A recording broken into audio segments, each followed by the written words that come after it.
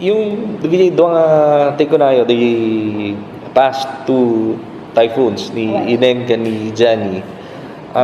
Actually, we were I can't say we're lucky nga ang ti napadasa ti na experience mi katahan nga kasla dagiti dadto mga ilili.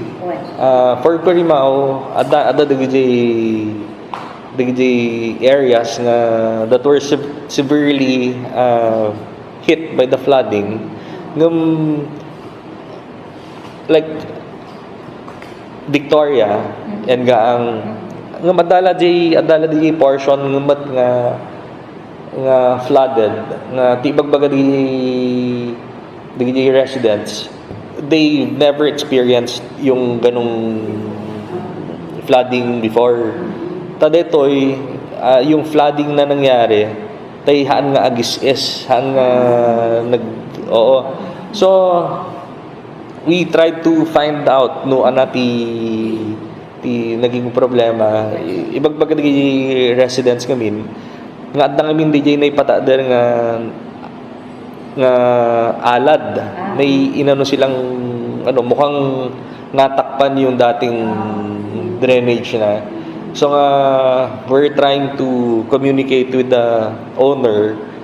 DJ ngamin red drying plant no in-improve the fence na yung kasla adda na apektaran nga drainage. So we'll try to communicate with the owner siguro first no mabaling nga kasarita through the barangay captain or kung hindi susulatan namin nga lumabalin iornos na kasi this was just nung kagagawa ito siguro awan pa 3 months nga nalpas dito fence na nalawang compound. If I'm not mistaken, it's around 3 hectares nga yon.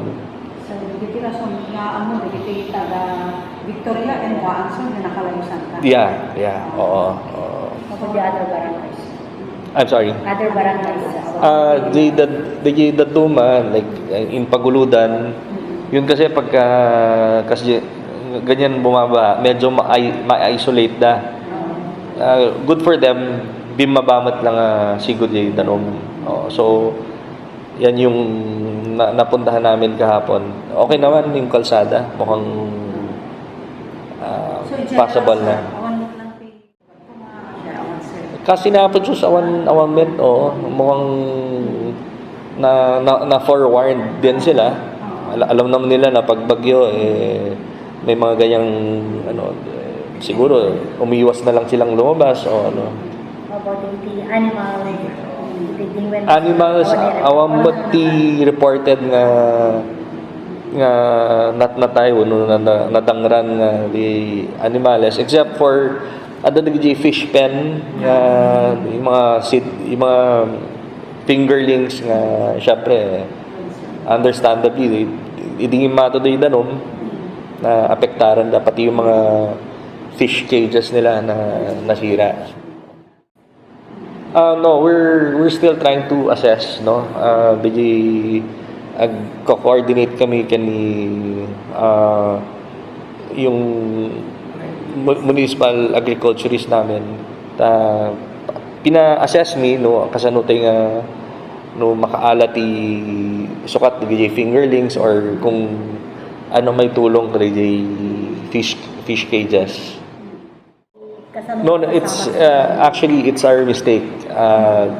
Ti Corimao na kami ako dahil kaya lang kasi ang nangyari diyan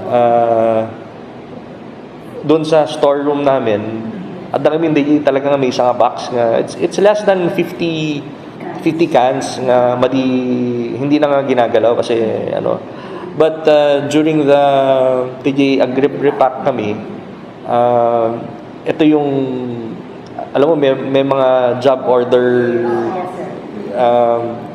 staff kami na kabaro we're talking here siguro mga ampay makabulanda so Iso de Jai. But we've coordinated with like ti nakapasama ka na dito, Jay Paguludan.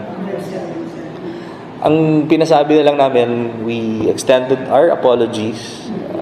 Pasensya, wala kang pwedeng gawin eh. Ang pinasabi na lang namin dun sa yung mga barangay officials, pangasiyo, takolektaan nyo man lang let us know, sukatan mi nga sigod. As early as 9 o'clock na when na i-coordinate na tan. Ano yung sir? Sardinas? Sardinas sardinas and I'm not quite sure kung nakita ko lang Jay kasi, but as I said, yung although actually nagpadala ang provincial government ng tulong sa amin, kinapaisuan na ay hindi naman ganun kadami yung severely affected by the floodings. Ti kunak idi kani kasi without me asking the governor, iso na mismo din nag-offer na do you need some assistance sabi ko, sir, we've already distributed around 300 packs. Ang problema ko na of course, sir, hindi lang naman kasi sila yung apektado na grabe. Kanya lang, I'm thinking if you have spare or if it's not too much to ask, baka pwede ko kaming makahingi para naman doon sa mga alam mo, yung panahon na yun, madi ka makatrabaho, madi ka makarwar. And he was, very generous. Madi na sinungsungbatan. Idi kinarabihan na, nagipatulod gaya mo, we got 450 packs without me asking, So, ngayon, nagmamadali na naman kami, except for this konting sigalot, na i-distribute ko mga sigodan. Dahil nga rod, I think the best time to release or distribute is now. Kasi kalkalpas dahil kasi huwag na nating antayan. Sige.